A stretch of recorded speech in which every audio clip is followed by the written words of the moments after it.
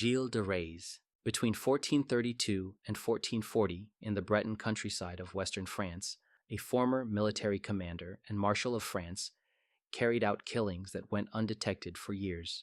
Gilles de Rais had served alongside Joan of Arc in campaigns against English forces, gaining wealth and noble status.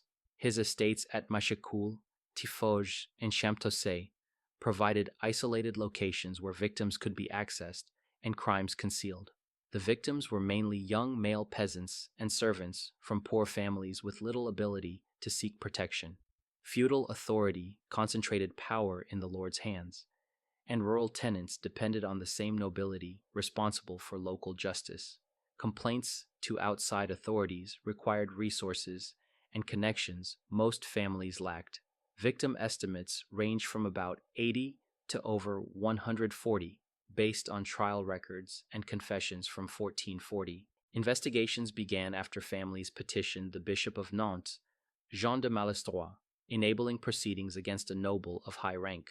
The trial in autumn 1440 included witness testimony, confessions under threat of torture, and evidence recovered from his properties. Church and civil authorities jointly oversaw the case, unusual for the period.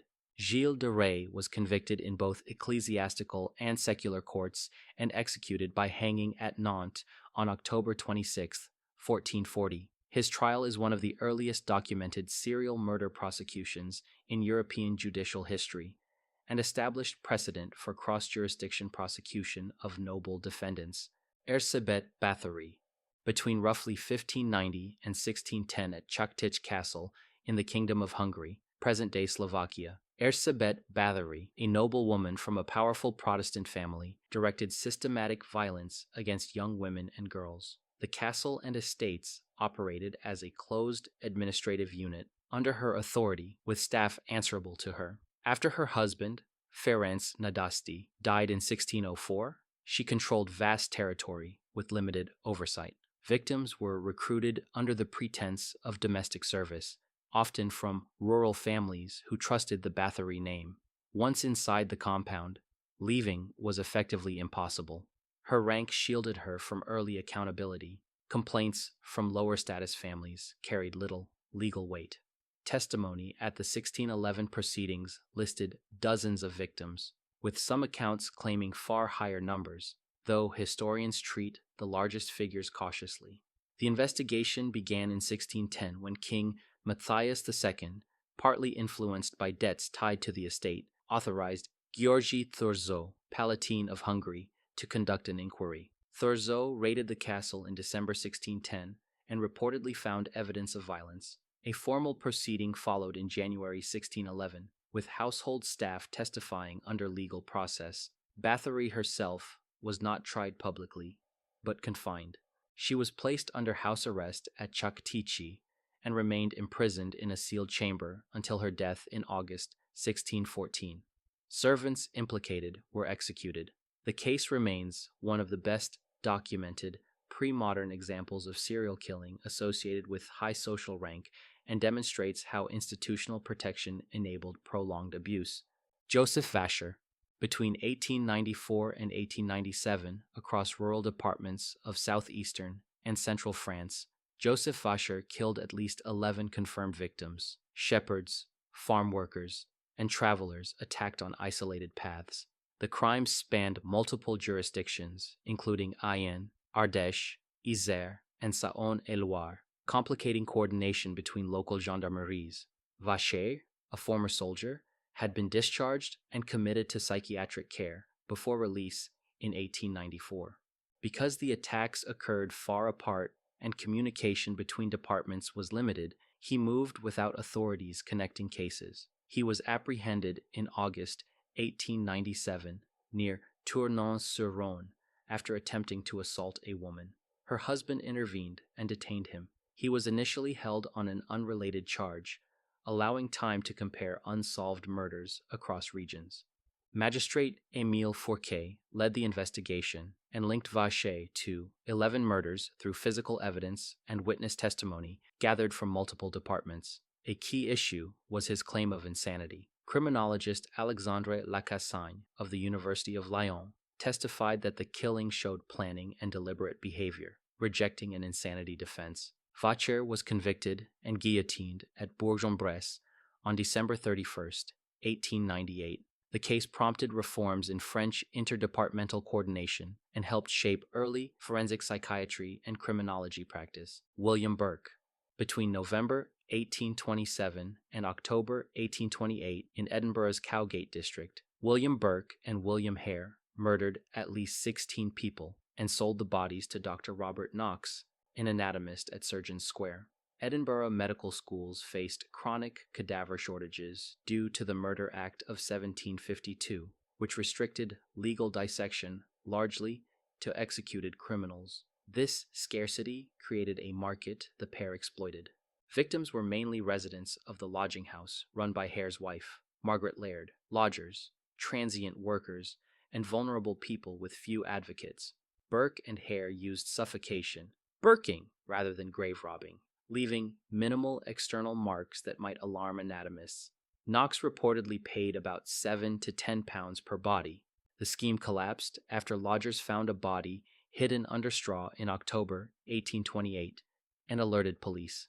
Hare received immunity in exchange for testimony, naming Burke as the principal actor. Burke's trial in late December 1828 before the High Court of Justiciary used Hare's testimony, corroborating witnesses, and medical evidence on cause of death. Burke was convicted and publicly executed on January 28, 1829. His body was dissected at Edinburgh Medical College, mirroring what he had profited from. The case accelerated passage of the Anatomy Act of 1832, expanding legal cadaver supply and dismantling conditions that enabled such murders. Kate Benders.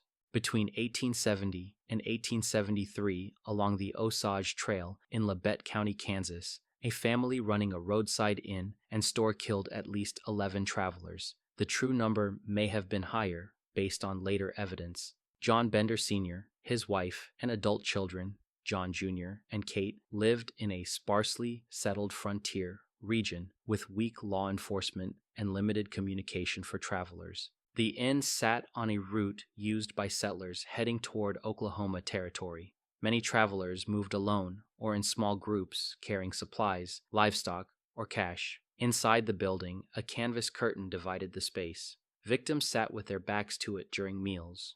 Remains indicated blunt trauma to the skull, followed by throat injuries, then concealment through a trap door into a cellar. Bodies were buried on the property. Attention increased after Colonel A.M. York investigated his brother's disappearance, last traced to the area in March 1873. A community search in May 1873 uncovered buried remains. The Benders fled before investigators arrived, likely days after word of the search spread. A manhunt followed, but they were never captured or prosecuted. 11 confirmed victims, including children, were identified. Recovered evidence included personal effects, tools consistent with the method, and structural features of the inn. The case entered American criminal history as an early frontier example of a family unit serial killing operation and exposed law enforcement limits in newly settled territories. Jack the Ripper. Between August 31st and November 9th, 1888, in London's Whitechapel district, 5 women were killed in circumstances attributed by Metropolitan Police and coroner proceedings to an unknown offender. The canonical 5, Mary Ann Nichols, Annie Chapman, Elizabeth Stride, Catherine Eddowes, and Mary Jane Kelly, were murdered within roughly 1 square mile. Whitechapel was densely populated and impoverished, with a transient community that complicated identification and tracking. The Metropolitan Police investigation, initially led by Inspector Frederick Aberline and coordinated by the Criminal Investigation Department, deployed hundreds of officers. The street layout, poorly lit alleys, and a nighttime street population reduced witness reliability. The Home Office received over 200 letters claiming responsibility. 2, the Dear Boss letter and Saucy Jackie postcard, were treated as potentially credible at the time, though later disputed. Postmortems by Dr. George Baxter Phillips and Dr. Frederick Gordon Brown documented injuries suggesting anatomical knowledge in several cases, particularly Chapman and Eddowes, where organs were removed. The double murder of Stride and Eddowes on September 30th and the extreme violence in Kelly's death on November 9th marked the investigation's most intense phase and generated extensive public documentation.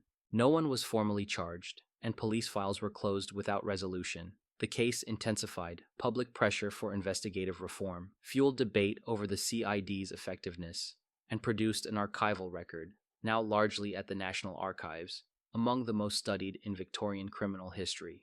H.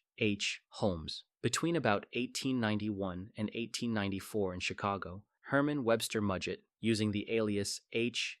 Holmes, used a multi-story building at 63rd Street and Wallace Avenue in Englewood to facilitate killings. He designed the structure with features later documented in the investigation: sealed rooms, gas lines, and a basement furnace and acid vat, confirmed through excavation and evidence recovered in 1895. Holmes ran a pharmacy on the ground floor and rented rooms above. Several victims were young women drawn by job advertisements or arriving for the 1893 World's Columbian Exposition. Others were people with whom he formed financial and personal arrangements, often tied to fraud and insurance schemes. His repeated use of false names and forged documents let him move through multiple cities, including Indianapolis, St. Louis, and Philadelphia. The investigation expanded after his November 1894 arrest in Texas for horse fraud. Detective Frank Geyer traced Holmes's movements and located the remains of a Philadelphia family he had killed, buried beneath a Toronto rental property in 1895. Excavation of the Chicago building uncovered bone fragments, personal effects, and features consistent with its alleged use. Holmes was tried in Philadelphia for murdering his associate, Benjamin Pitezel. He was convicted and hanged on May 7, 1896. Holmes confessed to 27 murders, though investigators confirmed fewer through physical evidence. Disputed victim counts range from 9, confirmed, to over 24 claimed. The case became foundational in American criminal history as an early example of premeditated, multi-victim killing enabled by deliberate infrastructure. Peter Kürten. Between February and November 1929, Peter Kürten committed at least 9 murders and numerous assaults in Düsseldorf, Germany, targeting children and adults of both sexes. Attacks occurred in public spaces, parks, streets, and city edges, using scissors, a hammer, and a knife, documented in reports and later confirmed through detailed confessions. Düsseldorf's industrial size and density provided cover. The investigation, coordinated by Düsseldorf Criminal Police under Commissioner Ernst Genat, was complicated by shifting methods and no consistent victim profile. Genat's team used emerging techniques, including geographic mapping and behavioral analysis. Hundreds of suspects were questioned. Public fear was reflected in newspaper coverage and resident meetings demanding briefings. Identification came through Maria Budlick, assaulted in May 1930 and released. She wrote to a friend describing the encounter. The letter was intercepted and passed to police. Kürten later disclosed his identity to his wife and suggested she turn him in for reward money. He was arrested on May 24, 1930. Tried in April 1931, he was convicted of 9 murders and 7 attempted murders and sentenced to death. He was guillotined on July 2, 1931. The case helped pioneer systematic profiling methods in Germany, and psychiatric examination of his confessions produced a clinical document widely referenced in forensic psychiatry. Amelia Dyer. Between the 1870s and 1896, across locations including Bristol, Reading, Caversham, and London, Amelia Dyer killed an estimated 200 to 400 infants and young children, though only 6 victims were formally confirmed in court. She worked as a baby farmer, paid by mothers, often unmarried, to take infants permanently. Clients paid a lump sum, effectively transferring custody with little follow-up. Victorian England lacked systematic inspection of private infant care arrangements. Social pressure and poverty pushed many mothers into informal placements that were institutionally invisible. Dyer frequently moved, preventing pattern recognition. Though investigated and briefly imprisoned in 1879 for neglect, she resumed operations under new names and locations. The case broke in March 1896 when an infant's body was recovered from the Thames at Caversham. White tape used as a ligature and a piece of paper with an address helped trace Dyer. Detective Inspector James Anderson led the inquiry. A search of her Reading residence uncovered evidence of multiple deaths, and further bodies were recovered from the river through dredging. Dyer was tried at the Old Bailey in May 1896, convicted on one confirmed murder, and hanged on June 10, 1896. The case fueled reform debate, contributing to amendments to the Infant Life Protection Act and later development of stronger oversight of private childcare arrangements. Mary Ann Cotton. Between the early 1850s and 1872 in County Durham and nearby areas, Mary Ann Cotton is documented as killing at least 21 people, including husbands, stepchildren, her own children, and a lodger. Deaths occurred over 2 decades across multiple households. Many were attributed to gastric fever, consistent with arsenic poisoning symptoms, and commonly accepted in working-class communities with high mortality. Cotton married multiple times and collected insurance payouts when policies existed. Records show 4 marriages: William Mowbray, George Ward, James Robinson, separated, and Frederick Cotton. The lack of routine toxicological testing, especially in poorer settings, meant deaths drew little suspicion despite the unusual pattern. Investigation escalated when Thomas Riley, overseer of the poor in West Auckland, reported concerns after the 1872 death of stepson Charles Edward Cotton. A post-mortem found arsenic in the child's stomach.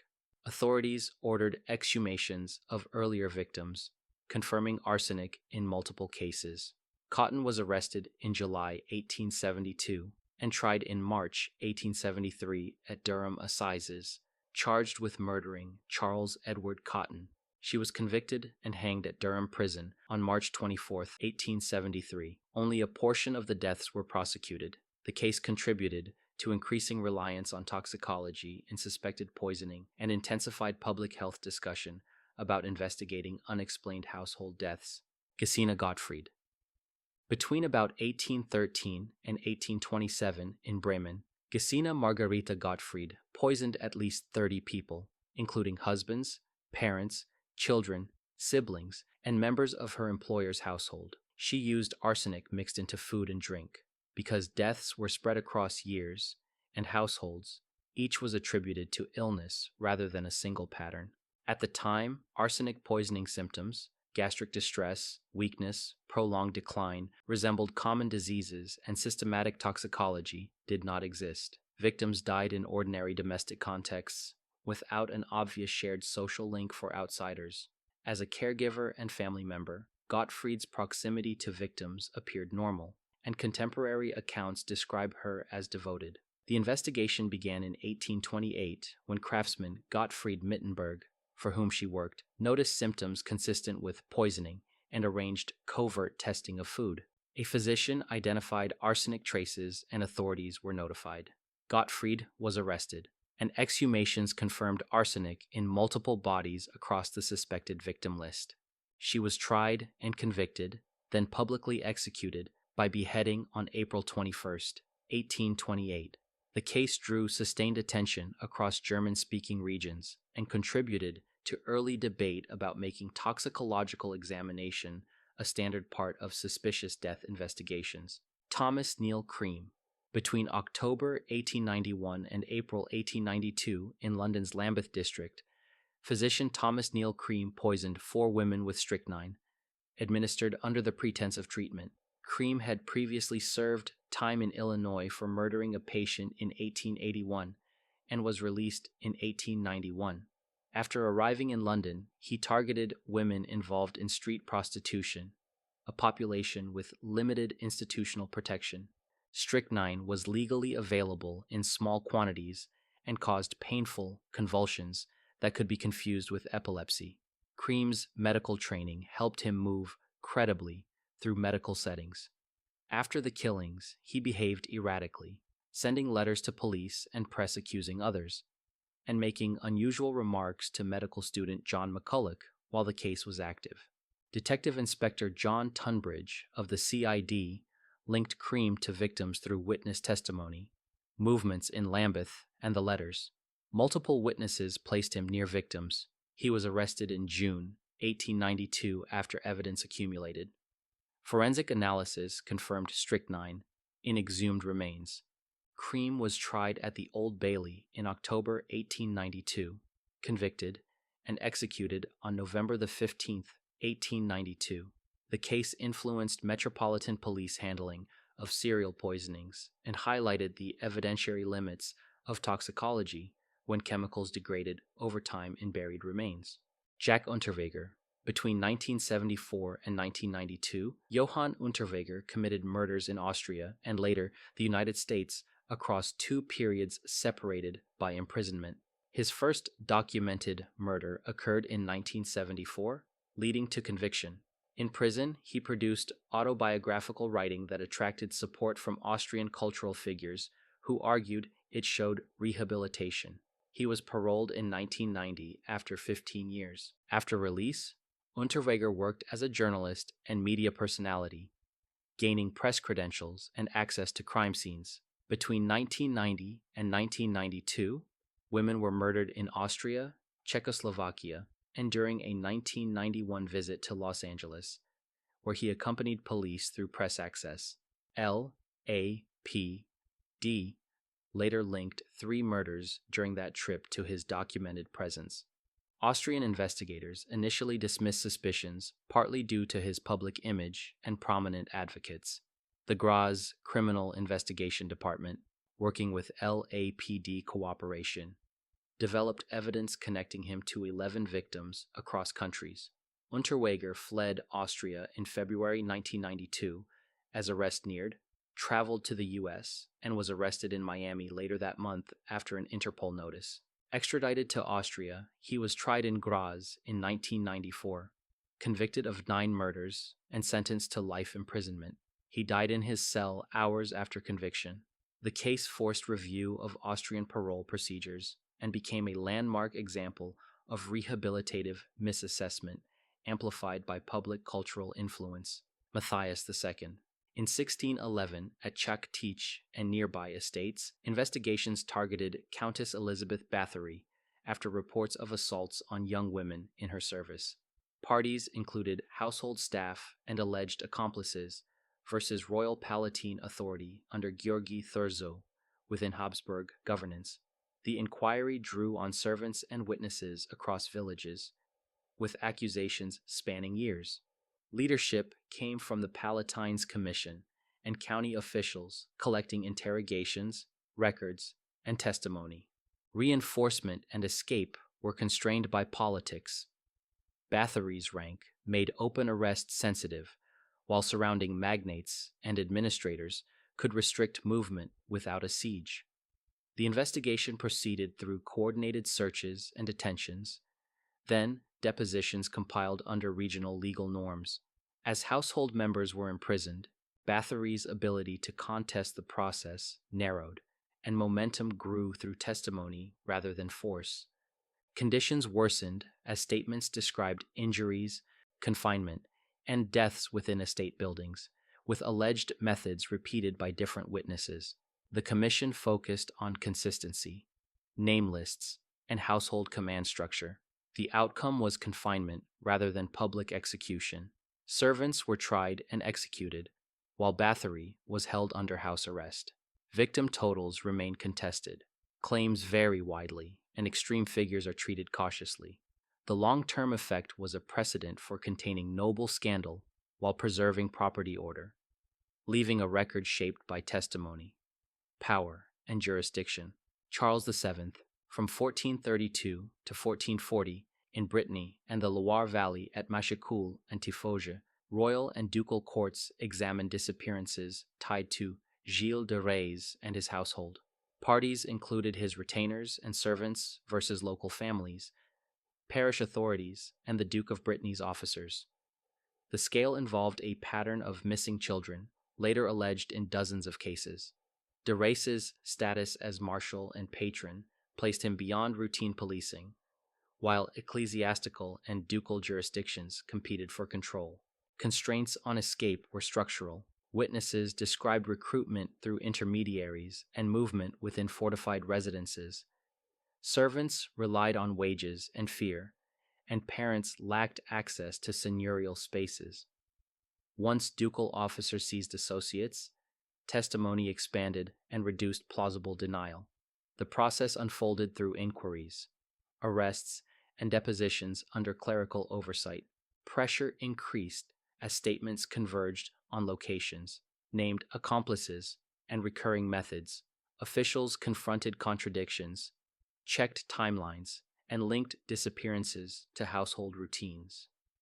The decisive phase came with charges in ecclesiastical and secular forums, ending in confession and sentencing.